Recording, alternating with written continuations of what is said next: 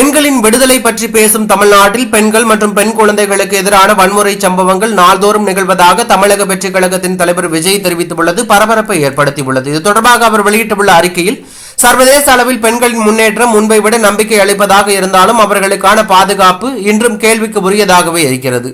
பெண் விடுதலை பேசும் தமிழ்நாட்டில் பெண்கள் மற்றும் பெண் குழந்தைகளுக்கு எதிரான வன்முறை சம்பவங்கள் நாள்தோறும் நிகழ்வதாக வரும் செய்திகள் துயரம் அளிக்கின்றன.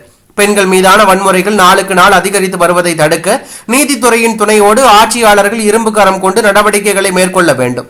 பெண்கள் மற்றும் பெண் குழந்தைகளுக்கு எதிரான பாலியல் குற்றங்கள் தொடர்பான புகார்களுக்கு அரசு தனி இணையதளத்தை உருவாக்க வேண்டும் என்று சென்னை உயர்நீதிமன்ற மதுரை கிளை ஏற்கனவே யோசனை தெரிவித்துள்ளது.